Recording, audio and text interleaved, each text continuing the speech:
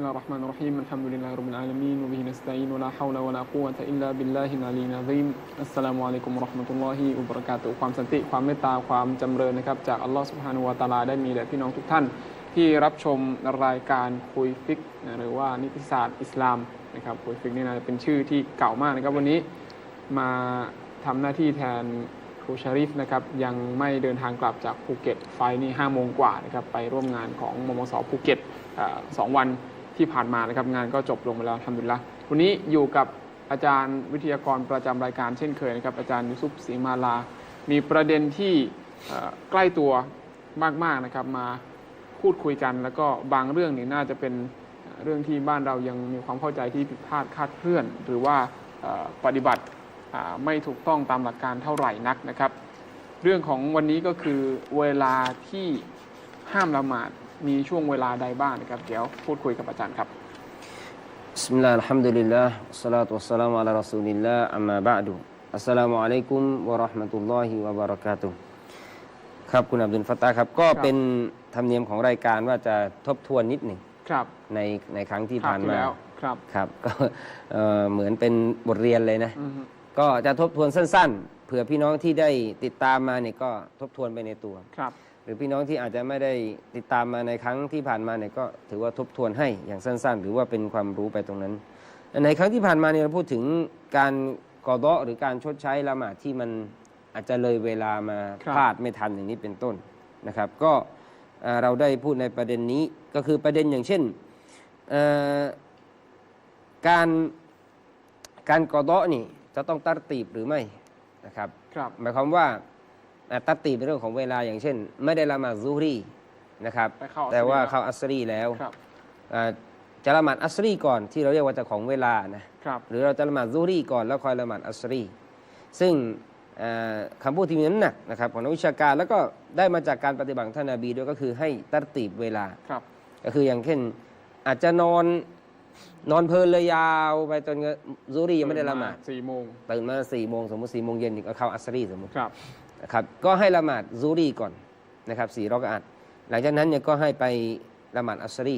นะครับที่เราเรียกว่าเป็นเจ้าของเวลาอันนี้คือตัรตีบคือเรียงตามนี้แต่ว่าก็มีอีกทัศนะหนึ่งใช่ไหมอาจารย์ก็มีนักวิชาการบางท่านก็บอกว่าก็ละหมาดเจ้าของเวลาก่อนแล้วคอยกอฎอทีหลังแต่ที่บอกว่ามีน้ำหนักก็คือให้เรียงมาอย่างเช่นซุฮรีกับอัสรีก็ละหมาดซุฮรีก่อนหรือมักริบกับอิชาเนี่ยเข้าอิชาไปแล้วยังไม่ได้ละหมาดมักริบก็ให้ละหมาดมักริบก่อนแล้วละหมาดอิชาเพราะต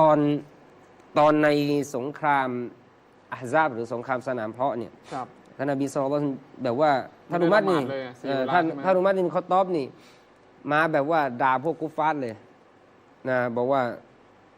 อกกับนบีว่าแทบจะไม่ได้ละหมาดอัสรีจนกระทั่งดวงอาทิตย์จะตกแล้วแปลว่าละหมาดอัสรีเนี่ยเกือบจะหมดเวลาแล้วจะเข้ามักริบแล้วนบีบอกฉันยังไม่ได้ละหมาดเลย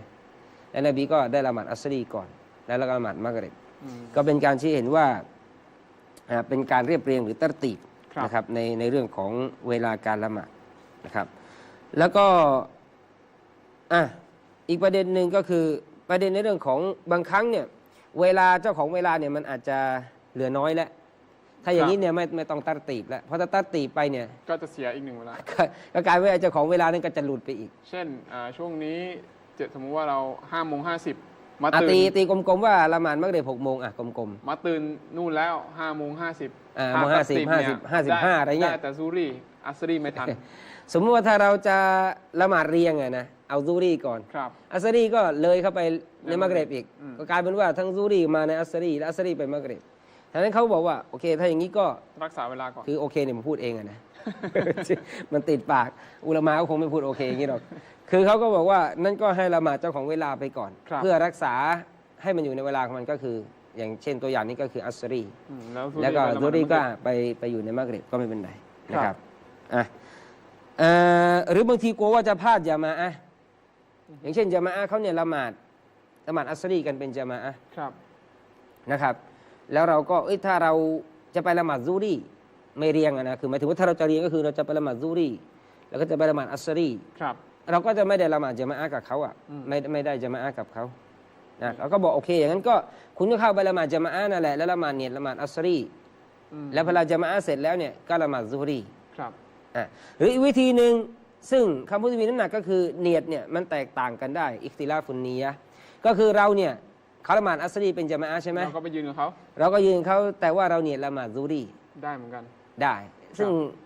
เนียดที่แตกต่างกันเนี่ยไม่เป็นเงื่อนไขว่ามันจะต้องเนียดเดียวกัน หรือว่าเป็นเวลาแม้กระทั่งเวลาเหมือนกันคนนึงละหมาดฟัรดูอีกคนละหมาดซุนนะห์ยังตามได้เลยใช่ไหมอาจารย์อย่างเช่นละหมาดตอเราะวียห์อย่างเงี้ยมันจะมีละหมาดอิชาละหมาดตอเราะวียห์ใช่ไหมบางทีเราไปก็อาจจะไม่ทันละอาจจะไปทันอย่างเช่นเขาละหมาดตอเราะวียห์เรายังไม่ได้อิชาสมมติไปทีหลังอย่างเงี้ยเรื่องของสุนัตฟัรดูตามสุนัตอะไรอย่างนี้ก็ได้นะครับอย่างนี้เป็นต้นหรืออย่างเงี้ยซึ่งมันเป็น4 รอกะอัตเหมือนกันนี้ก็ไม่มีปัญหาอยู่แล้วซูรีกับอัสรีเรื่องของจำนวนรอกะอัตนั้นเขาก็บอกว่าคุณก็เนียดซูรีไปเลยนะเนียดซูรีได้ตัดติบเหมือนเดิมใช่ก็เรียงจะได้เรียงแล้วที่เหลือพอละหมาดเสร็จใช่ไหมคุณก็ละหมาดอัสรีไปอันนี้เป็นต้นส่วนในเรื่องของกอฎอเขาบอกว่ากอฎอให้เหมือนกับเวลาที่มันปฏิบัติปกติในเรื่องของซีฟาลักษณะของมันยกตัวอย่างเช่นละหมาดซุบฮ์เนี่ยอ่านดังใช่ป่ะใช่มักริบอิชาเนี่ยอ่านดังซูรีอัสรีเนี่ยอ่านค่อยครับถ้าเราไปกอฎอซุบฮ์ตอนสัก8 โมงเช้าสมมุติเราจะอ่านค่อยหรือเราจะอ่านดังก็ถ้าเรากลับไปตอนเดิมก็คือก็จะอ่านดังซึ่งตอนสายหรือตอนกลางวันเนี่ยเราจะไม่อ่านดังฉะนั้นแต่เราไปเห็นคนไปละหมาดอะไรตอน8 โมงดูฮาอะไรของแกว่าอ่านดังอะไรเงี้ยนะสมมติเขาอาจจะกอฎอใช้ซุบฮ์มากระดาษอันนั้นอุลามะบอกว่าใช้ในซีฟาเดิมของมันก็คือถ้ามันเป็นละหมาดดังใช่ป่ะเรามาใช้นี่ก็ละหมาดดังที่เปลี่ยนนี่คือแค่เวลาเฉยๆใช่ที่เหลือเหมือนเดิมคงรูปเดิมไว้ใช่ครับหรืออัสรีสมมุติอัสรีนี่เราอาจจะเข้ามักริบไปแล้วเราอัสรีนี่อ่านค่อยหรืออ่านดังก็อ่านค่อยแต่เข้ามักริบปกติเวลากลางคืนก็จะอ่านดังเราก็อ่านค่อยอย่างนี้เป็นต้นเพราะเราละหมาดอัสรีนะครับแต่ถ้าคนที่เขาอ่านเบา5 เวลาเลยอาจารย์อ่านเบาหมายถึงผมเคยเจอนะผู้ชายบางคนซุบฮ์ก็อ่านเบาอาจจะคืออาจจะขี้อายประมาณนั้นนะคือเขาก็คงรู้ว่าซุนนะห์เนี่ยอ่านดังใน3 เวลานะยังทำไม่ได้นะแต่บางทีก็อาจจะดังแล้วก็ไม่มั่นใจในตัวเองขี้อายบ้างฉันอ่านไม่ค่อยถูกก็เลยอ่านแบบค่อยๆพอได้ยินแบบนี้ถ้าไปละหมาดใช้เขาก็อ่านเบาเพราะเขาเบาอยู่แล้วคือเขาเบาหมดอยู่แล้วนะครับจะดังจะอ่านดังหรืออ่านค่อยเขาก็เบาอยู่แล้วซึ่งอ่านดังมันจะเป็นตัวดานอ่านดังอ่านค่อยนี่คือไม่ใช่วาญิบในการละหมาดคือเป็นสุนัตคือถ้าเรามักริบเนี่ยไปอ่านค่อยเนี่ยมันก็ได้แม้ว่าเป็นอิหมัมด้วยใช่ไหมอาจารย์แต่อิหมัมนี่ก็ต้องดูไงถ้าอันนี้พูดถึงคนเดียวไม่งั้นมันจะฟิตนะฟิตนะแล้วก็บางทีคนก็จะงงว่าอะไรวะคือทำอะไรนี่บางทีเป็นสุนัตนะใช่ครับแต่หรืออันนี้เป็นสุนัตนะไม่ใช่วาญิบแต่คนเนี่ยเขาถูกสอนหรือทำกันมาเนี่ยแล้วเราจะมาทำอะไรที่มันแปลกหน่อยเนี่ยแล้วโดยไม่ชี้แจงเนี่ยเหมือนอ่านกุรอานนำเขาเนี่ยบ้านเราก็อ่านฮัฟอัลอาซิมกันใช่ปะแล้วอยู่ดีๆก็จะมาอ่านกอลูนอ่านบอรัชอ่านอะไรอย่างเงี้ยคนก็งงเลยงงบางทีก็เฮ้ยอิหม่ามอ่านผิดกูไม่ตามแล้วอะไรบ้างฟิตนากันมาใหญ่อาจจะไม่ถึงขนาดออกจากละหมาดหรอกแต่บางทีเนี่ยก็ละหมาดไม่มีความสุขแล้วไม่มีความสุขอ่านอะไรของมันวะเป็นมาลิกียามิดดีไอ้นี่มาลิกีอะไรมันจะได้ไม่ได้อะไรอย่างเงี้ยนะมันก็สอนเขาก่อนสอนให้เขารู้ หรืออย่างไอ้นั่นเลยนะละหมาดเสร็จก็บอกแต่นั้นใจจะไปแล้วแหละไอ้คนเป็นมะมูมใจจะไปแล้วฟิตนาก็ไปสมควรแล้วแต่ถ้ามีการสอนมีการบอกก่อนให้คนได้รับรู้เรื่องไม่มีการอ่านแล้วอย่างน้อยมีการอ่านหลายแบบอย่างน้อยเขาได้มีพื้นโดยเฉพาะคนที่เป็นคนอิหม่ามเองด้วยอ่านนำหมายถึงว่าเป็นอิหม่ามหมายถึงว่าเป็นคนนำละหมาดเองแล้วก็เคยสอนพวกเนี้ยว่ามีการอ่านหลายแบบอย่างเงี้ยเขาก็จะได้มีพื้นแล้วนะครับโอเคจริงๆก็มีประเด็นอื่นก็ไม่ได้อุลามะพูดโอเคแล้วนะอาจารย์ไม่มีโอเคอย่างผมจะโอเคแล้วเนี่ยจะพูดโอเคแล้วประเด็นก็ยังมีประเด็นอื่นบ้างที่ไปพูดในครั้งที่แล้ววันนี้หัวข้อของเราครับอัลเอากอตอัลมันฮิยุนนะครับอัลอันกอตุอัลเอากอตุอัลมุนฮาอานิสซาลาติฟีฮานะครับก็คือเวลาที่ถูกห้ามหรือเวลาที่ไม่ให้มีการละหมาดครับบางคนบอกละหมาดไม่ดีทำไมต้องมาห้ามด้วยต้องมีเวลาด้วยเนี่ยเป็นการชี้เห็นเลยนะว่าเรื่องศาสนาเนี่ยคิดไม่ได้นะคิดเองไม่ได้หรอกว่าคือไม่มีใครปฏิเสธว่าละหมาดเนี่ยไม่ดีนะครับใช่ไหมที่สุดแล้วอาจารย์ที่สุดของอิบาดะห์จะเรื่องละหมาดฮัจญ์ซะกาตเรื่องถือศีลอดฮัจญ์ซะกาตทั้งหลายเนี่ยละหมาดเนี่ย ที่ประเสริฐที่สุดดีที่สุด ครับ ในบรรดาอิบาดะห์ แต่ถูกห้ามนะบางที แต่บางครั้งเนี่ยไปละหมาดไม่ได้ ครับ และถ้าเราไปละหมาดโดยตั้งใจเราบาป บาปอีกนะ บาป โอ้ และก็ละหมาดนั้นนะเกรงว่าจะใช้ไม่ได้ด้วย อืม เหมือนผู้หญิงที่มีประจำเดือน ครับ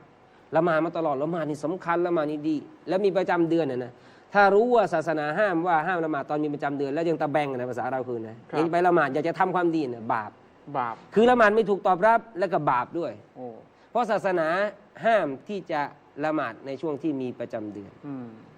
นั้นเราเนี่ยคือปฏิบัติตามศาสนาแล้วก็จบ ครับ ไม่ต้องว่าไอตอนไอ ไม่ต้องปวด คือ หัว คนอย่างเงี้ยคือคนอย่างเงี้ยผมก็มองว่าคงจะไม่มีอะนะถ้ามีน้อยมากอย่างเช่นมีประจำเดือนแล้วยังจะละหมาดอย่างเงี้ย ครับ แต่ไอที่น่ากลัวก็คือไม่มีประจำเดือนแล้วก็ ไม่ละหมาด ไม่ยอมละหมาดอันนี้น่ากลัวมากอันนี้เสี่ยงมาก อันนี้เขาอยู่ในเวลาที่ห้ามละหมาดตลอดเวลา คืออันนี้เรายกตัวอย่างให้ฟังว่า แม้ว่ามีประจำเดือนอยากละหมาดแล้วคุณ ค ไป รับ ทำเนี่ยคุณบาปทั้งที่มันเป็นอิบาดะห์ที่สุดยอดที่ดี ครั นะ บ กำลังจะบอกว่านี่คือเรื่องของศาสนาไม่ใช่เราคิดเอง ต้องตาม ตามหลักการตามตัวบทที่มีบอกไอ้ที่ละหมาดตรงไหนบอกว่าละหมาดฟัรดู5 เวลาละหมาดตรงไหนเป็นสุนัตก็หลังฟัรดูมีเราก็ปฏิบัติสุนัตที่มันมีช่วงเวลาของมันอย่างเช่นดูฮาอย่างเงี้ย ครับ ก็จะมีช่วงเวลา กิยามุลเลนอย่างเงี้ยนะ ใช่ก็ละหมาดกลางคืนละหมาดซุนนะห์หลังอัมนะละหมาดก็จะมีเคล็ดสบับมีของมัน ครับ นะครับ หรือบางช่วงที่เป็นนัฟลุนมุตลักไอ้เนี่ยแหละที่จะเป็นประเด็นว่านัฟลุนมุตลักก็คือละหมาดซุนนะห์ทั่วๆไป ครับ โดยไม่จำกัดกับเรื่องของเวลาหรืออะไรอย่างเงี้ยนะครับ นึก ก็ ครึ้มก็ตักเบสละหมาด อยากบางทีอยากจะละหมาดในทีละ2เรื่อยๆเรื่อยๆ ได้เหมือนกัน ได้ อันนี้เป็นนัฟลุนมุตลักแต่ว่าไอ้เนี่ยละหมาดอันเนี้ยมันจะต้องไม่อยู่ในช่วงเวลาที่ต้องห้าม ครับ แม้ว่าเวลาอื่นแม้ว่าเป็นละหมาดอื่นที่ไม่ใช่นัฟลุนมุตลักเนี่ยอันนี้ก็มีคีราฟทางวิชาการ ว่าได้ไม่ได้ในเวลาที่ต้องห้าม ครับ แต่ว่าเอาแหละเราก็จะเอาตรงเนี้ยเดี๋ยวเราคอยนำเสนออินชาอัลลอฮ์เวลาที่ห้ามละหมาดดู1 กับ 2นะครับอันแรกก็คือหลังละหมาดซุบฮ์จนกว่าดวงอาทิตย์จะขึ้นประมาณ1 ด้ามหอกและอันที่2ก็คือหลังละหมาดอัสรีจนกว่าดวงอาทิตย์จะตก ครับ นะครับก็เป็น2 ช่วงเวลา อันนี้เกี่ยวกับดวงอาทิตย์ ใช่ ครับ เพราะว่ามันเป็นเรื่องของถ้าดูเรื่องของเวลาละหมาดก็เกี่ยวกับเรื่องของดวงอาทิตย์ทั้งนั้นเลย ครับ ก็จะถ้าซุบฮ์นี่กับแสงฟายัดก็เกี่ยวกับดวงอาทิตย์ อืม ตะวันคอยอะไรต่าง เอา ๆ ตะวันตก ตะวันเหมือนกัน อ่า อัสรีก็ตะวัน ใช่ มักริบอิชานี่ก็ อิชาก็คือ หมดแสง เกี่ยวกับตะวันก็คือเรื่องของแสงของดวงอาทิตย์ อืม ฉะนั้นเรื่องของการละหมาดนี่ก็จะเป็นเรื่องของดวงอาทิตย์ ครับ ชัมส์ถ้าเอาแบบละเอียด คือเวลาที่ห้ามละหมาดเอาแบบละเอียดเนี่ย5 ครับ แต่ถ้าเอากว้างๆเนี่ย3ถ้าเอาแบบกว้างๆก็คือหลังละหมาดอัสรี ครับ ดวงอาทิตย์ตรงศีรษะ แล้วก็หลังละหมาดอัสรี ดวงอาทิตย์ตรงศีรษะนี่ในภาษาอาหรับจะใช้คำนี้ไม่ใช้คำว่าเที่ยงวันใช่ไหมอาจารย์ ก็จะใช้คำว่านิสฟุนเนี่ยครึ่งไงบางทีก็ใช้มุนต้อสอบก็แล้วแต่ใช้คำว่านั้นแต่ว่าคือหลักก็เนี่ยเขาใช้คำว่ากออิมุซซอฮีรอก็คือในขณะที่มันจะมีจะมีคำต่างๆ อย่างเช่นกาบิดิสซามะ กาบิดเนี่ยมันก็แปลว่าตับอะนะครับ เอาตามศัพท์ของมันนะก็คืออยู่ตรงกลาง อืม ของท้องฟ้าอะไรอย่างนี้เป็นต้น อย่างเช่นคำว่านิสฟุลเลนเนี่ยถ้ามันจะแปลว่าเที่ยงคืนเนี่ยมันก็ไม่ถูกต้องทีเดียวอะนะ มันต้องนับชั่วโมงนะอาจารย์ ใช่เพราะว่าไอ้ครึ่งของคืนเนี่ยก็คือจะเอาช่วงเวลาของมักริบ ครับ กับซุบฮ์เนี่ยมาหาร ครับ 2ถ้ามัน12 ชั่วโมงก็คือ6 ชั่วโมง อืม บางทีมันก็อาจจะก่อน ไม่ใช่อย่างนั้น อาจจะเป็น5 ทุ่มครึ่ง5 ทุ่มกว่าก็แล้วแต่ช่วงเวลา ครับ ช่วงหน้าหนาวกลางคืนมันจะยาว มันก็จะแบ่งเยอะไปอีก อืม ช่วงหน้าร้อน มันสั้น กลางวันจะยาวช่วงกลางคืนจะสั้น ครับ มันก็จะถูกหารออกมา อืม ก็คือการหารก็คือเคยบอกไว้แล้วว่า ตั้งแต่ดวงอาทิตย์ตกก็คือมักริบ ครับ แล้วไปหารตั้งแต่ฟายัดขึ้นเนี่ยมันจะดวงอาทิตย์ขึ้นนะก็คือเวลาซุบฮ์นั่นแหละ อืม เอามาหาร2ที่บอกว่าเอาแบบกว้างๆก็คือหลังอัสรีห้ามละหมาด จนกว่าจะมักริบ ใช่ยาวไปถึงมักริบ ครับ มักริบก็คือได้เวลามักริบก็คือละหมาดมักริบแล้วก็ละหมาดได้ละ ครับ แล้วดวงอาทิตย์ตรงศีรษะ แล้วก็ห หลั ลัง ง อัสรี เมื่อกี้หลังอัสรีไปแล้วอันแร ผมกินหลังอัสรี งั้นเอาทุกที่ก่อน ไม่ได้เอาเช้ามาเลยงง หลังซุบฮี่จนกระทั่งดวงอาทิตย์ครึ่ง อือฮึ ก็ประมาณขึ้นเนี่ยก็ประมาณ1 ด้ามหอกก้อยเดรุมหิน แล้วก็ดวงอาทิตย์ตรงศีรษะ แล้วก็หลังอัสรีจนกว่าดวงอาทิตย์จะตก ครับ อันนี้ก็คือ แบบกว้าง อันนี้แบบกว้างก็คือช่วง3เวลานี้ หลังซุบฮ์ดวงอาทิตย์ตรงศีรษะ แล้วก็หลังอัสรี ครับ ถ้า เอาแบบละเอียดไปนิดนึงก็จะเป็น5ช่วงเวลาครับเอาตั้งแต่ซุโบก็คือหลังซุโบนะครับแล้วก็ขณะที่ดวงอาทิตย์ขึ้นนะครับก็เป็น2แล้วนะอ๋อมันมีย่อยตรงใช่ถ้าเอาแบบว่าอีกช่วงหนึ่งที่เพิ่มมาก็คือขณะที่ดวงอาทิตย์ขึ้นครับจนกว่าดวงอาทิตย์จะขึ้นไปแล้วเพราะว่าเมื่อกี้ที่เราบอกก็คือ จนกว่าจะขึ้นประมาณด้ามหอกแต่ส่วนย่อยนี่คือระหว่างที่ขึ้นจนจะถึงด้ามหอกไอ้ก่อนระหว่างขึ้นนี่ก็จะถือว่ามันเป็นช่วงเวลาที่ห้ามด้วยแต่เมื่อกี้เราพูดกว้างยาวมาเลยแต่เราบีบไม่แค่ว่าเพิ่มช่วงนี้แล้วก็ตรงอันที่3ก็คือตรงศีรษะครับแล้วก็อันที่4ก็คือหลังอัสซารีและอันที่5นี่ก็คือขณะดวงอาทิตย์ที่ขณะที่ดวงอาทิตย์กำลังตกอันนี้ก็ถือว่าเป็น5ช่วงถ้าเอาแบบละเอียดที่นักวิชาการได้พูดก็จากหะดีษนบีด้วยฉะนั้น2ช่วงเวลาก็คือหลังฟัจรีหรือหลังซุโบห์จนกว่าดวงอาทิตย์จะขึ้นก็ประมาณ1ด้ามหอกนั้นเราจะบางทีเราละหมาดดูไอใช่ละหมาดอีดกันทีเราก็จะรอหน่อยดวงอาทิตย์ขึ้นก็จะรอประมาณ1ด้ามหอกรีบมากคือเต็มที่เนี่ยสัก6:30นะก็จะแต่ถ้าช่วงนี้นี่ไม่ได้เพราะช่วงนี้แล้วแต่ช่วงด้วยเพิ่งหมดซุโบห์ใช่ ก็ต้องนู่นก็ต้องรออาจจะประมาณ15หรือ20นาที1ด้ามหอกแล้วก็หลังละหมาดอัสรีจนกว่าดวงอาทิตย์จะตกนะครับอันนี้ก็มีหะดีษที่เกี่ยวกับเรื่องนี้นะครับอันนี้หมายถึงห้ามทั้งฟัรดูและซุนนะหรือเปล่าครับอาจารย์เดี๋ยวจะมาพูดถึงว่าที่ห้ามละหมาดไอเรื่องฟัรดูเนี่ยไม่น่าจะมีปัญหาหรอกแต่ประเด็นก็คือละหมาดสุนัตคือฟัรดูเนี่ยโดยเฉพาะฟัรดูเนี่ยอย่างเช่นอย่างนี้ถ้ามันจะห้ามก็คือกอดอเพราะว่ามันอยู่นอกเวลาใช่ไหมใช่มันถามว่าถ้าสมมุติว่าซูรีเราเลยมาในอัสรีเนี่ยเราตื่นมาเนี่ยเราไม่ละหมาดอัสรียังไม่ละหมาดซูรีเนี่ยถามว่าคุณจะทำอะไรคุณก็ต้องละหมาดซูรีแล้วก็อัสรีซึ่งมันก็อยู่ก่อนอัสรีมันต้องละหมาดอยู่แล้วคำว่าอัสรีนี่คืออัสรีของคุณไม่ใช่อัสรีด้วยกับเวลาของมันยกตัวอย่างเช่นเวลาอัสรีสมมติ4 โมงเย็นเราก็ไม่ได้ละหมาดอัสรีอะไรเลยเราก็จะมาละหมาดสุนัตหลังตอน4 โมงเย็น4 โมงครึ่งซึ่งถ้าเรามองว่าเวลามันเข้าอัสรีแต่ตัวเรายังไม่ได้ละหมาดอัสรีมันต้องเอาตัวเราไม่ใช่เอาเวลาหมายความว่าถ้าเราละหมาดอัสรีแล้วสมมุติเราละหมาด4 โมงครึ่งเราหลังจาก4 โมงครึ่งหรือหลังที่เราละหมาดอัสรีเนี่ยไม่ได้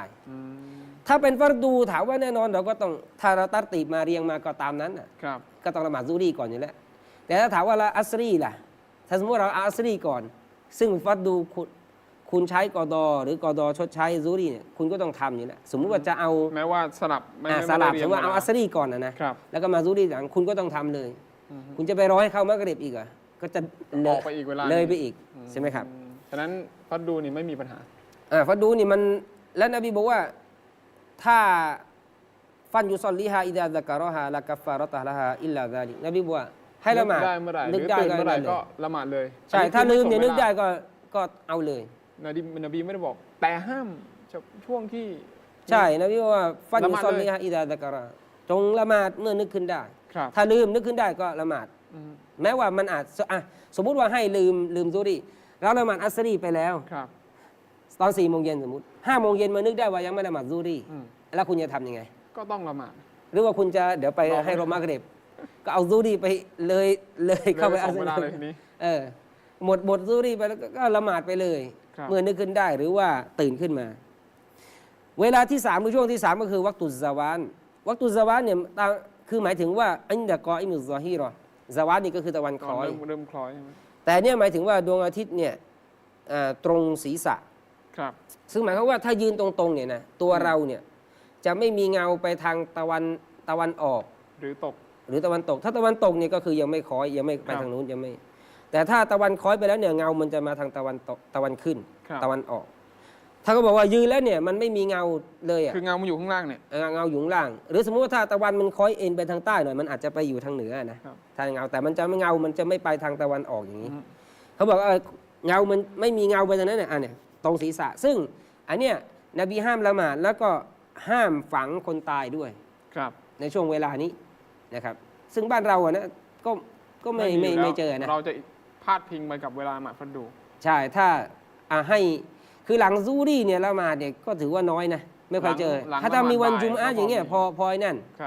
ก็จะละหมาดก็คือตะวันคล้อยอยู่แล้วน่าจะร้อนด้วยนะอาจารย์ก็เลยว่าก่อนอาจจะเป็นก่อนอัสรหรือว่าหลังบ่าย3 โมงเย็นเพื่อให้มันมีเวลาว่าทันแล้วจะได้ละหมาดอัสรีอะไรอย่างเงี้ย หรือก็อัสรีไปเลย หรือก็ช่วงสาย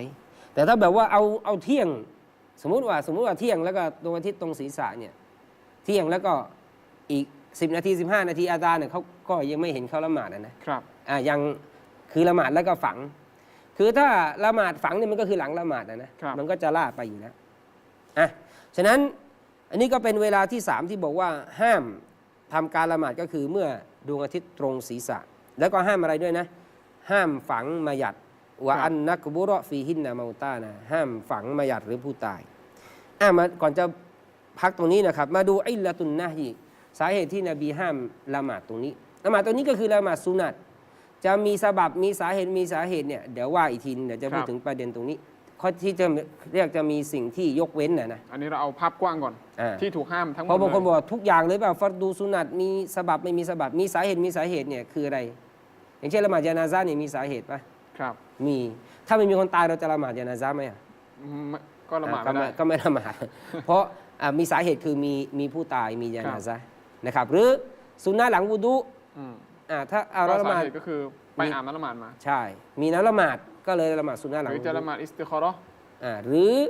อิสติคอเราะห์เนี่ยก็โอเคมีสายถ้ามันรีบสมมุติมันไม่มีเวลาแล้วต้องรีบขอตอนนั้นแต่ถ้าอุลามะบอกว่าถ้าดีก็เลี่ยงไปเวลาที่ไม่ใช่เป็นเอากอตุนนะฮีนะเพราะบางทีอิสติคอเราะห์ก็ยังพอมีเวลานะอาจจะเลื่อนได้แต่ถ้าสมมติว่าอุลามะว่าฉุกเฉินแล้วเนี่ยจะต้องการตอนเนี้ยมันเป็นยังไงเนี่ยแล้วมันอยู่ในช่วงเวลาที่ต้องห้ามเนี่ยอุลามะก็ได้เพราะว่าเขามีซะบับหรืออย่างเช่นตะฮียะตุลมัสยิดเข้ามัสยิดคือ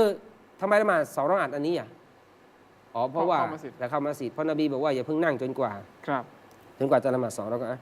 สาเหตุที่ห้ามเนี่ยในหะดีษนบีศ็อลลัลลอฮุอะลัยฮิวะซัลลัมบอกว่าเพราะมันขึ้นระหว่างไบนะกอรนัยชัยฏอน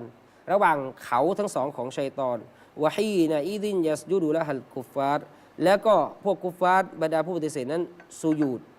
ให้กับมันสุญูดให้กับดวงอาทิตย์ไอ้กอรนัยชัยฏอนนี่เขาของทั้งสองของชัยฏอนเนี่ยเป็นยังไงนักวิชาการกลุ่มหนึ่งเนี่ยไม่ตีความเลยเอาตามซอฮิรเลยเขาก็คือเขามันขึ้นมาระหว่างเขาชัยฏอนอันนี้คือเขาก็ไม่ตีความอะไรส่วนกลุ่มหนึ่งก็อาจจะมีตีความอะไรอย่างอื่นก็ว่าไปแล้วก็มันเป็นช่วงที่กุฟฟาร์เนี่ยสุญูดมันดวงอาทิตย์ที่มันกำลังขึ้นกำลังตกเนี่ยศาสนาก็เลยบูชาศาสนาก็เลยเลี่ยงไม่ให้เราไปทำพ้องใช่ไหมอาจารย์ใช่ทำเหมือนทำอะไรที่มันจะอาจจะเป็นการเรียนแบบเป็นอะไรอย่างเงี้ยที่เขาทำแม้ว่าเราไม่ตั้งใจนะนี่ก็ให้เห็นอะไรหลายอย่างนะอาจารย์ใช่ก็คือเขาเรียกว่าถ้าคือตัดไฟต้นลมไปเลยว่าเวลาต่างๆเหล่านี้ถ้าคุณไม่ได้มีสาเหตุไม่มีอะไรเนี่ยคุณก็อย่าไปทำเดี๋ยวคนอื่นมาเห็นเข้าใจผิดเราอีกแล้วศาสนาก็ไม่สมมติว่าจะเป็นตัวเราคนเดียวคนอื่นจะเห็นไม่เห็นเนี่ยก็คือศาสนาก็ห้ามไปเลยครับตัวคุณจะทำอะไรเพราะมันเดี๋ยวมันจะไปพ้องหรือไปตรงกับการกระทำของเขาก็เลี่ยงไปโดยเฉพาะถ้าแบบทำแล้วก็คนเห็นด้วย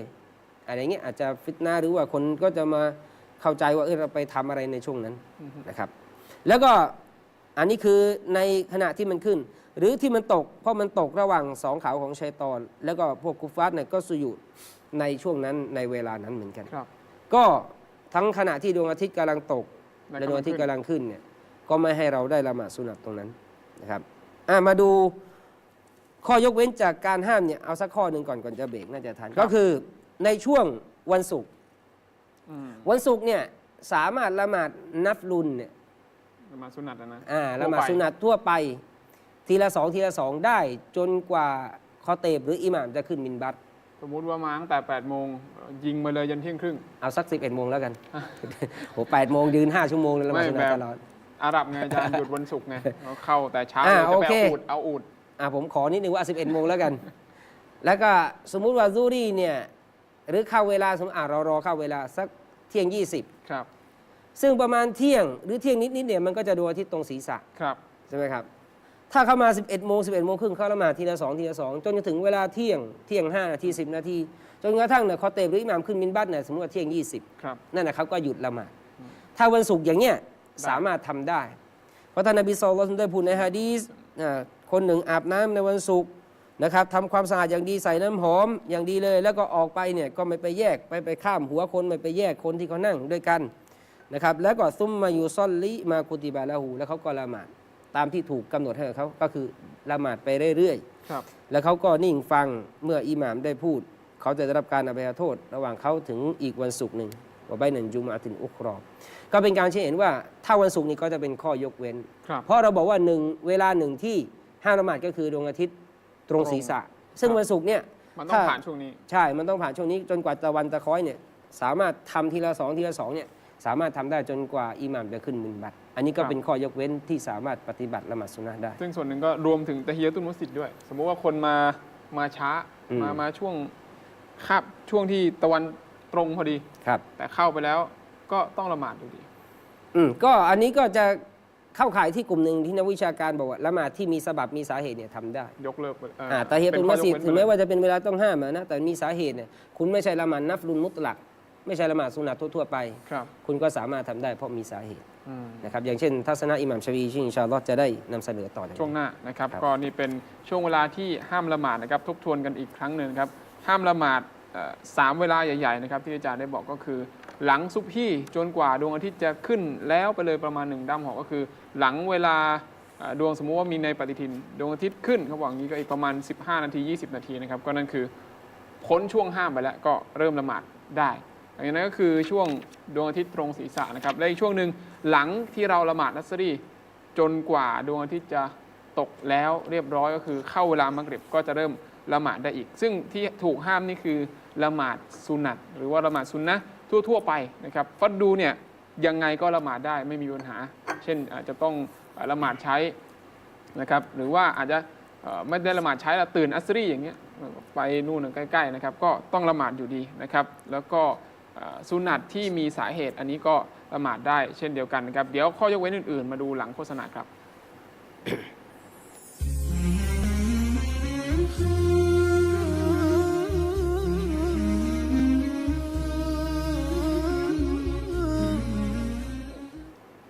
อัสสลามุอะลัยกุมวะเราะห์มะตุลลอฮิวะบะเราะกาตุฮ์ครับอัลฮัมดุลิลละห์ครับกลับมาสู่ช่วงที่2นะครับวันนี้นิติศาสตร์อิสลามเราพูดคุยถึงเวลาที่ห้ามละหมาดโดยเฉพาะละหมาดซุนนะห์ทั่วไปนะครับนี่พี่น้องที่รับชมอยู่นะครับก็มีทักทายมาคนหนึ่งนะครับคุณชาริฟบินฮานาฟีนะใบยินุนของเรานั่นเองนะพิธีกรของเราเนี่ยแหละตอนนี้ก็น่าจะอยู่แถวสนามบินภูเก็ตนะครับรอจะยายซื้อขนมยายครับวนยังไงนี่รอจะขึ้นเครื่องกลับมายังกรุงเทพมหานครนะครับอาจารย์เมื่อกี้เห็นบอกว่าจะมีอีกข้อยกเว้นครับตามทัศนะของอิหม่ามชาฟิอีว่าละหมาดได้แม้ว่าเป็นช่วงเวลาที่ห้ามละหมาดก็ตามคือแต่พูดว่าช่วงเวลาที่มีอนุญาตคือมีห้ามนั่นในการมีอนุญาตหรืออิสติสนะยกเว้นนะก็อย่างเช่นดวงอาทิตย์ตรงศีรษะในวันศุกร์อย่างนี้สามารถละหมาดอย่าว่าแต่มีสบับนะมีสาเหตุนะที่มันเป็นนัฟลุนเนี่ยมุตลักเนี่ยได้ละหมาดทีละ2เนี่ยได้ท่านอิหม่ามชาฟิอีรอฮิมุลลอฮ์นี่ก็มีทัศนะนะครับจากหะดีษบทนี้นะแล้วก็หะดีษอื่นมีอีกหะดีษหนึ่งแต่มันหะดีษดออีฟก็คือบอกว่านบีเนี่ยห้ามที่จะละหมาดนิสฟุนนะฮาร์ครึ่งกลางวันนะเที่ยงอะไรเงี้ยฮัตตาตาซูลชัมส์จนกว่าดวงอาทิตย์จะคล้อยก็คือตรงศีรษะนะแปลว่าเที่ยงอาจจะไม่เป๊ะอย่างที่บอกยกเว้นวันศุกร์เขาหมายถึงว่าอนุญาตวันศุกร์ซึ่งหะดีษเนี่ยมันเป็นหะดีษดออีฟแหละแต่ว่าก็ทัศนะนี้ก็มีหะดีษที่เราได้ยกไปเนี่ยก็เป็นถือว่าอันนี้เป็นทัศนะของอิหม่ามชาฟิอีมีอีกทัศนะหนึ่งซึ่งมันจะอยู่คนละด้านหน่อยอีก2ทัศนะนี้ก็คือบอกว่าไม่ถือว่าเป็นมักรูฮ์แต่ประการใดก็คือละหมาดได้ตลอดวันศุกร์ไม่วันศุกร์แม้ว่าใน5เวลานี้นะอาจารย์หมายถึงว่าในตรงศีรษะเนี่ยเฉพาะช่วงดวงอาทิตย์ตรงศีรษะเนี่ยเขาบอกว่าจะวันศุกร์ไม่วันศุกร์อันนี้คือที่ผ่านมาเนี่ยคือยกเว้นวันศุกร์ถูกป่ะแต่เวลาอื่นเนี่ยไม่ได้ถือว่าฮารอมละหมาดถือว่าไม่ได้หรือมักรูฮ์อันนี้ทัศนะใหม่ไม่ทัศนะใหม่หมายถึงอีกทัศนะหนึ่งก็คือเป็นนักวิชาการได้พูดนั่นแหละเขาบอกว่าไม่มักรูฮ์หรอกได้หมดแหละวันศุกร์ไม่วันศุกร์ดวงอาทิตย์ตรงศีรษะเนี่ยก็ถือว่าได้นะครับอันนี้ทัศนะหนึ่งเป็นมัซฮับของอิหม่ามมาลิกนะครับแล้วก็หลักฐานท่านก็คืออามาลุอะห์ลิลมาดีนะห์เป็นการปฏิบัติของชาวมาดีนะห์เพราะอิหม่ามมาลิกเนี่ยจะเอาหนึ่งในหลักฐานของท่านที่พิจารณาเนี่ยก็คืออามาลุอะห์ลิลมาดีนะห์ทำยังไงเขาก็เอามาเป็นหลักฐานด้วยเหมือนกันแต่แน่นอนก็คือหลังจากกุรอานและหะดีษนะครับอีกทัศนะหนึ่งบอกว่าถือว่ามักรูฮ์ที่จะละหมาดตอนอาทิตย์ดวงอาทิตย์ตรงศีรษะจะวันศุกร์ไม่วันศุกร์ก็แล้วแต่ก็ไปอีกด้านหนึ่งเหมือนกัน แต่ด้านที่กลางๆหน่อยแล้วก็มีน้ำหนักก็คือ ก็คือ ทัศนะของอิหม่าม ทัศนะแรก ชาฟิอีก็คือทัศนะที่บอกว่าถ้า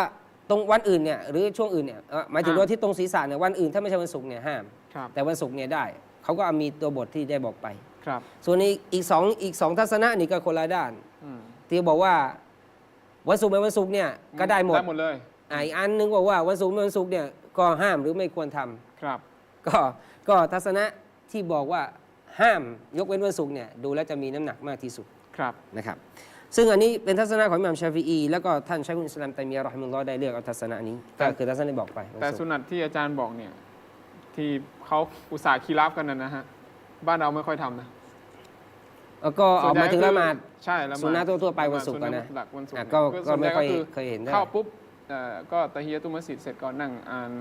กุรอานซิกรุลลอฮ์นั่งคุยบ้างอะไรบ้าง ไม่มีคนแบบลุก ก็อาจจะหนึ่งอาจจะไม่รู้หรือไม่ค่อยรู้คน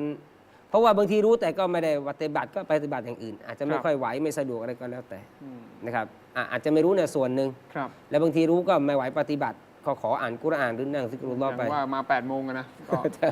อันนั้นอย่าว่า8 โมงเลยมาใกล้ๆเที่ยงก็บางทีก็ไม่ได้ละหมาดอันนี้ ครับ นะครับ มาดูอันต่อมาที่บอกว่าอนุญาตในช่วงเวลาที่ห้ามละหมาดก็คือละหมาด2 รอกะอะห์หลังตะวาฟที่ไบตุลลอฮ์แล้ว คือตะวาฟที่ไบตุลลอฮ์แล้วเนี่ยมันก็จะมีสุนัต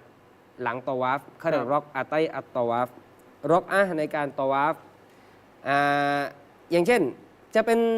ตะวาฟที่เป็นตะวาฟ ฟัดดู วาญิบ สุนัต ฟัด ก็ตาม ดูอะไรต่างๆ ที่เกี่ยวกับเรื่องฮัจญ์หรือ อุมเราะห์ เรื่องอุมเราะห์เรื่องตะวาฟ หรือตะวาฟ กูดูม เฉยๆ อะไรต่าง ครับ ๆหรือว่าตะวาฟสุนัตก็จะมีสุนนะห์2 รอกะอะห์หลังตะวาฟเสร็จแล้ว ถ้าตรงเนี้ยเขาถือว่าเป็นที่อนุญาตแม้ว่าจะเป็นช่วงเวลาที่ห้าม เวลาใดก็ตาม ยกตัวอย่างเช่น เราตะวาฟเสร็จแล้วเราจะมาละหมาดสุนัตแต่ตอนนั้นดวงอาทิตย์เนี่ยตรงศีรษะพอดี ครับ ก็ได้ ถ้าอย่างนี้ได้ หรือว่าตะวาฟหลังซุบฮี่ลุกเลย เดิน หลังซุบฮี่ แต่ว่าการจราจรติดขัดหน่อย มันก็เลยยาว กว่าจะเสร็จนี่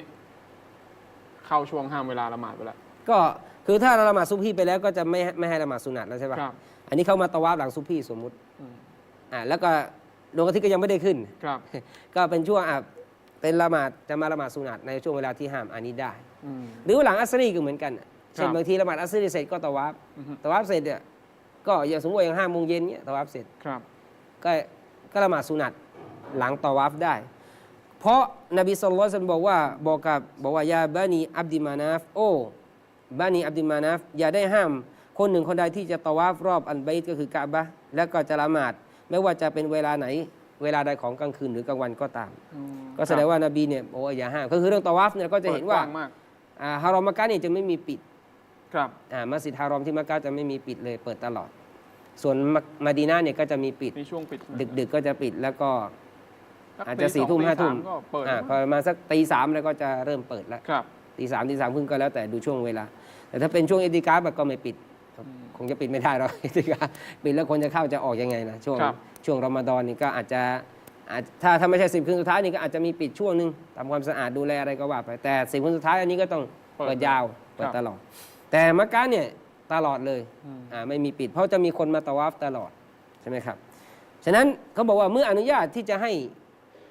ห้มีการตะวาฟได้ไอ้นี้มันก็ตามซึ่งเขาเรียกตาเบียกับมัตบุอะนะครับ ไอ้ตัวที่ถูกตามเนี่ยก็คือตะวาฟใช่ตัวที่ถูกตามเนี่ยคือตะวาฟตาเบียตัวตามเนี่ยก็คือละหมาด ผู้ตามคือละหมาด ใช่ แต่ว่า เวลา ผู้ที่ถูกตาม ถูกตามเพราะละไอ้ตัวถูกตามอนุญาตนะครับ ไอ้ตัวที่ตามก็ ต้องอนุญาต อนุญาตไปด้วยเพราะมันคู่กัน อย่างนี้เป็นต้นมาดูกอฎอชดใช้ละหมาดที่ไม่ได้ละหมาดหมายถึงว่าอย่างเช่น เลยเวลาไปพลาดไปอย่างนี้ ครับ ในเวลาที่ห้ามละหมาด อันนี้นักวิชาการคีราฟกันว่าจะละหมาดได้ไม่ได้ ก็มี2 ทัศนะหลักๆ 1ไม่อนุญาตที่จะละหมาดในช่วงเวลาดังกล่าว อันนี้หมายถึงกอดอซุนนะห์ละ ละหมาดฟัรดู อ๋อฟัดดู ละหมาดฟัรดูนี้เป็นต้นก็มีที่ประเด็นที่เราพูดถึง แล้วทัศนะที่ 2 บอกว่าสามารถกอดอใช้ได้ในช่วงเวลาของละหมาดที่ต้องห้าม อือฮึ ซึ่งเมื่อกี้เราพูดว่าคือมันต้องละหมาดอยู่แล้ว ซึ่งอันนั้น ครับ ก็เป็นทัศนะที่มีน้ำหนัก แต่นี่เราก็มานำเสนออีกทีนึงซึ่งทัศนะที่มีน้ำหนักก็คืออนุญาตที่จะกอดอหรือชดใช้ละหมาดอย่างเช่นฟัรดูที่ไม่ได้ละหมาดเนี่ยมาละหมาดในช่วงเวลาที่ต้องห้ามตรงเนี้ยได้ อืม นะครับ ตามทัศนะที่มีน้ำหนักนะครับ ท่านแล้วก็เขาก็ยกตัวอย่างหรือว่าตัวบทหะดีษเกี่ยวกับการปฏิบัติท่านนบีศ็อลลัลลอฮุอะลัยฮิวะซัลลัมตรงนี้ก็มีคีลาฟในตัวบทนั่นแหละหมายความว่าความเข้าใจที่ไม่เหมือนกันตอนที่นบีเนี่ยเคยเดินทางไป แล้วก็จะตื่นมาอีกทีนึงเนี่ยก็แสงอาทิตย์เนี่ยมาแล้วครับที่ว่ามุอัซซินก็ไม่ตื่นนะอาจารย์ไม่มีใครตื่นหลับกันหมดเลยถ้าจำไม่ผิดเนี่ยจะเป็นบิลาลหรืออะไรที่เขารับหน้าที่นะแล้วก็ไม่มีใครตื่นจนกว่าจะมาตื่นนี่ก็แสงแดดมาแล้วมันร้อนนบีและซอฮาบะห์ก็ตื่นนะตรงเนี้ยมันก็เลยเป็น2มุมของนักวิชาการนั่นแหละกลุ่มหนึ่งก็บอกว่าที่นบีเนี่ยนบีไม่ละหมาดช่วงเวลาที่ห้ามนะก็เพราะนบีนอนเลยเวลาที่ห้ามนบีนอนเลยแล้วก็เขาบอกเหมือนนบีเนี่ยละหมาดเนี่ยแสงอาทิตย์เนี่ยจ้าแล้วก็เป็นมุมที่บอกได้ว่าไม่ดวงอาทิตย์ขึ้นไปแล้วแต่อีกอันหนึ่งเขาบอกว่าที่นบีเนี่ยยังไม่ละหมาดตอนนั้นน่ะเพราะตอนนั้นมีชัยฏอน นบีก็เลยให้ย้ายที่ไปแสดงว่าไม่ได้เกี่ยวกับเรื่องของเวลาที่ต้องห้ามแต่นบีที่อาจจะละหมาดเพราะนบีต้องย้ายที่เพราะนบีว่าตรงนั้นน่ะมันมีชัยฏอนเลยไม่ตื่นกันไม่ลุกไม่ตื่นนบีก็ให้เคลื่อนไปหน่อยซึ่งมันก็อาจจะเวลามันก็ต้องขยับไปอีกนิดนึงก็เลยเป็นมุมมองที่เหมือนกันแต่ที่มีน้ำหนักเนี่ยก็คือความเข้าใจที่บอกว่าเพราะนบีบอกอิลลาหรือสาเหตุที่ไม่ละหมาดตรงนั้นเนี่ยเพราะมีชัยฏอนไม่ใช่ว่าเกี่ยวกับเรื่องของเวลาห้ามหรือไม่ห้ามนะครับเอามาเพิ่มอีกอันหนึ่งแล้วกันเผื่อจะเปิดสายในช่วงท้ายอันหนึ่งก็คือการละหมาดซุนนะรอวาติบชดใช้ซุนันรอวาติบก็ซุนนะรอวาติบก็คือซุนนะก่อนหลังละหมาดฟัรดูสามารถกอฎอหรือชดใช้ได้ก็อย่างที่บอกว่าเป็นคำตอบก็คือใช่เพราะว่าเราพูดถึงข้อยกเว้นอยู่ ไม่ต้องมาหรือไม่แล้วหรือจะตั้งเป็นคำถาม question mark ก็ได้ก็ไม่เป็นไรนะครับกอฎอหรือชดใช้ละหมาดซุนนะก่อนหลังฟัรดูในเวลาที่ห้ามได้เช่นครั้งหนึ่งเนี่ยนบีเนี่ยละหมาดซูรีแล้วแล้วหลังซูรีเนี่ยนบียังไม่ได้ละหมาดสุนัตเนื่องจากนบีต้องต้อนรับแขกเรียกจากบานีอับดิกอยส์นบีก็ไม่ได้ละหมาดสุนัตจนกระทั่งนบีก็มาละหมาดอัสรีแล้วก็มาละหมาดสุนัตหลังอัสรีซึ่งเป็นสุนัตของซูรีซึ่งโดยทั่วไปเนี่ยก็จะไม่มีสุนัตหลังอัสรีถูกไหมแล้วมันเป็นเวลาที่ต้องห้ามละหมาดก็ภรรยาท่านนบีศ็อลลัลลอฮุอะลัยฮิวะซัลลัมก็เห็นก็คืออุมมุสลามะเนี่ยเห็นนบีเห็นทำไมนบีละหมาดอันนี้นะครับนบีก็เลยบอกว่าก็เพราะว่าต้องต้อนรับแขกจากบานีอับดินกอยส์เนี่ยมาก็เลยฉันก็เลยเอา2 รอกะอะห์หลังละหมาดซูรีเนี่ยมาละหมาดตอนนี้ก็เป็นการชี้เห็นว่าทำได้สามารถกอฎอหรือชดใช้ละหมาดซุนนะห์รอวาติบแม้ว่ามันจะเลยเวลาแล้วด้วยนะเพราะมันเข้าอัสรีแล้วด้วยนะครับเลยเวลาด้วยและอยู่ในเวลาต้องห้ามด้วยใช่อยู่ในเวลาต้องห้ามด้วยก็คือหลังอัสรีอีกอันนึงเนี่ยมีชายคนหนึ่งมาละหมาดแล้วก็ละหมาดฟัจรีหลังฟัจรีเนี่ยเขาก็ไปละหมาด2 รอกะอะห์ซุโบห์เขาไปละหมาด2 รอกะอะห์หลังซุโบห์นบีก็เลยบอกว่านี่มัน2 รอกะอะห์อะไรกันเพราะปกติถ้าจะซุโบห์เนี่ยต้องละหมาดก่อนซุโบห์2 รอกะอะห์ใช่แต่คนนี้คือมาละหมาดญะมาอะห์เสร็จแล้วไปละหมาดอีก2 รอกะอะห์อีกเป็นละหมาด2 รอกะอะห์นบีก็เลยถามว่า2 รอกะอะห์นี้อะไรเขาก็เลยอธิบายเขาเลยบอกกับนบีว่าฉันยังไม่ได้ละหมาดซุนนะห์ก่อนซุโบห์ก็เหมือนว่ามาใช้นั่นแหละนะครับนบีฟาซากาตาอันฮูนบีก็ไม่ได้ว่าอะไรก็นิ่งก็ไม่ได้พูดก็เป็นการยอมรับนะครับในบางรายงานบอกว่าฟาลัมยุงกิดซาลิกะอะไรฮินบีก็ไม่ได้คัดค้านไม่ได้อะไรก็เป็นการชี้เห็นว่าทำได้เหมือนกันสามารถทำได้แล้วก็คือเรื่องของเอาละหมาดซุนนะห์ของก่อนหลังฟัรดูเนี่ยมากอฎอมาชดใช้เนี่ยสามารถทำได้ซึ่งอันนี้แน่นอนมันก็จะเกิดขึ้นบางครั้งไม่ใช่ทำทุกวันนะโอ้ไม่ใช่บางทีก็บางทีไม่เคยทันเลยไม่เคยทันเนี่ยต้องอะไรจงใจช้าตลอดอะไรอย่างนี้ก็อันนี้ก็ต้องปรับปรุงนะครับแต่เนี่ยอย่างนบีมาเนี่ยมันมีแขกมาซึ่งถามว่าจะมีแขกที่นบีต้อนรับนี้ทุกครั้งเหรอมันก็คงไม่ใช่นะก็จะเป็นบางช่วงบางอะไรอย่างเงี้ยมันก็เลยนบีก็ไม่อยากพลาดเรื่องของแม้ว่าจะเป็นละหมาดสุนัตเพราะนบีจะอิสติกอมะแล้วก็สอนประชาชาติของนบีด้วยว่าถ้ามันมีอุปสรรคมีเคสมีอะไรพวกนี้เนี่ยยังมีช่องทางให้รักษาได้ให้เราได้ปฏิบัตินะครับก็คงก็จะขอเป็นตอนที่1พอข้างหน้านี่จะมีต่ออีกหน่อยก็จะขอเป็นตอนที่2แล้วกันจริงๆจะพูดทีเดียวเลยยังมีเวลาห้ามอีกอาจารย์ยังมีอีกบางอันอย่างเช่นละหมาดญะนาซะห์ที่บ้านเราก็มีละหมาดหลังอัสรีมีละหมาดญะนาซะห์กัน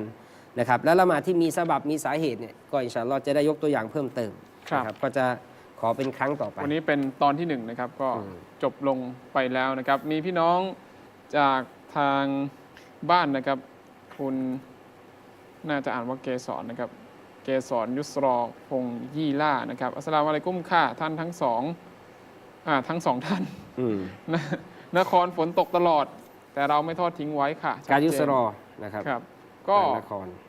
นคร ฝนตกน้ำท่วมไปแล้วนะ เห็นคุณซิดดิกบอกนะเพิ่งกลับบ้า โอ้ น น่าจะ กลับบ้นไป คีรีวงศ์หรือที่ไหนเห็นคลิปออกมา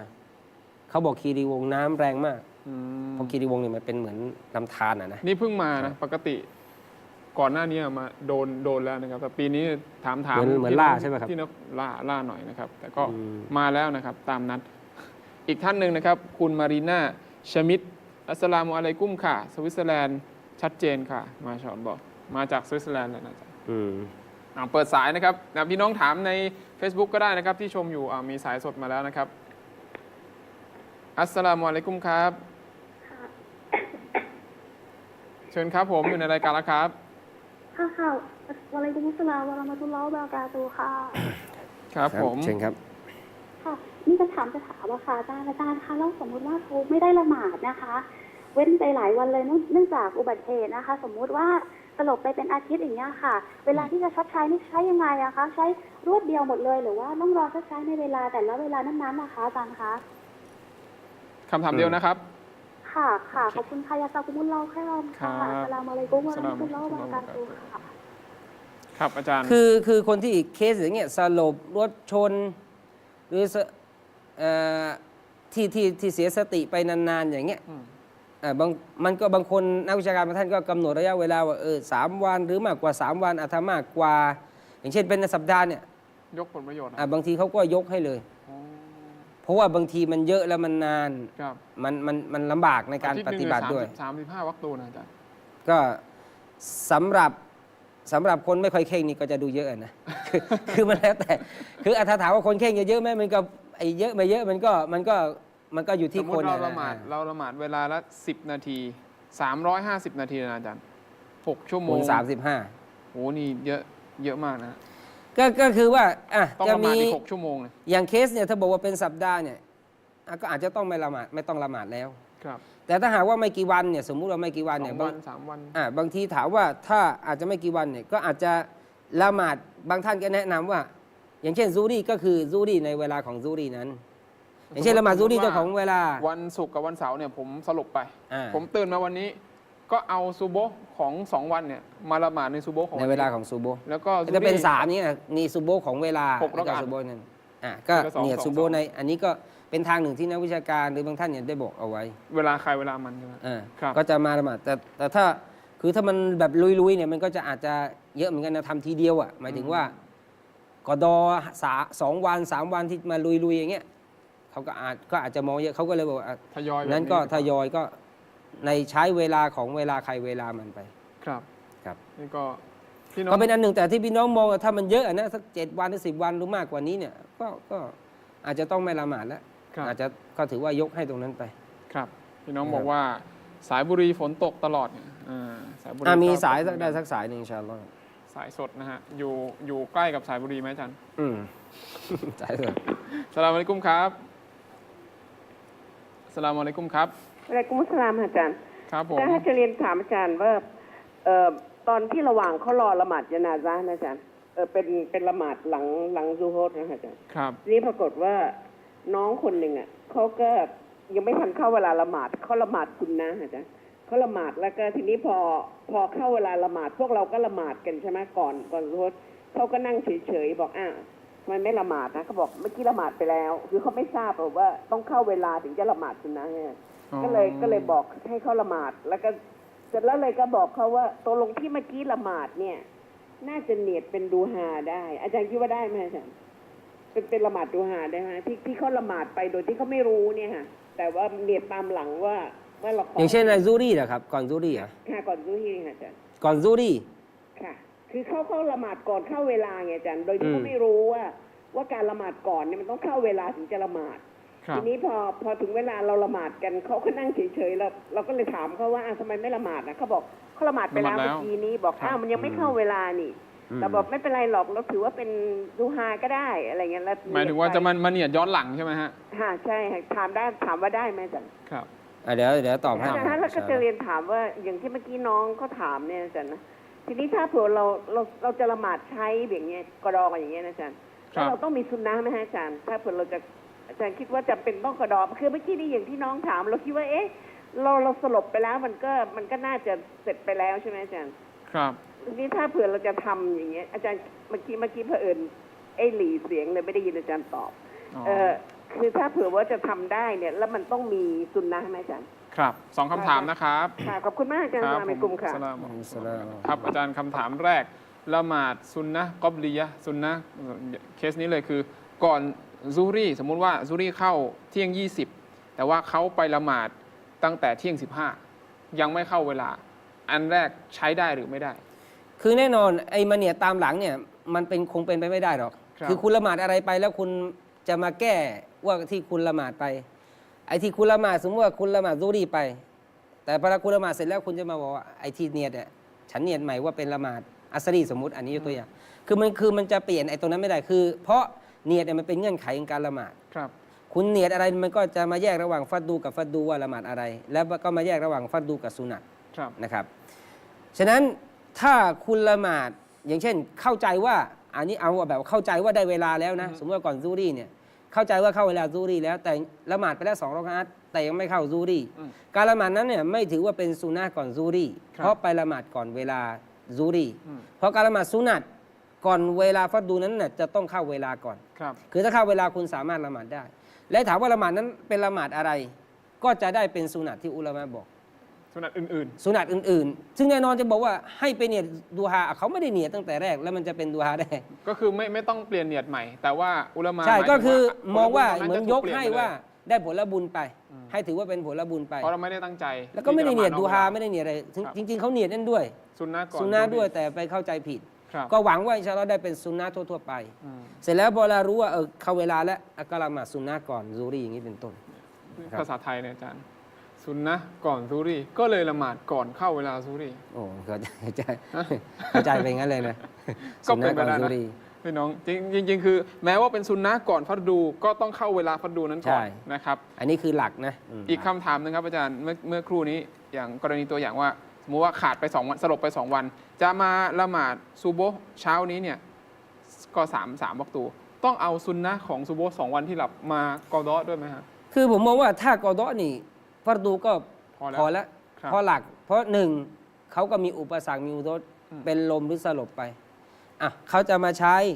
ก็อย่างน้อยให้คงรักษาเรื่องฟัดดูไว้ก็คิดว่าเพียงพอแล้วถ้าถามว่ามีจากซุนนะห์ที่ได้ยกตัวอย่างไปมีคือถ้ามันเป็นบางครั้งบางคราวหรือบางช่วง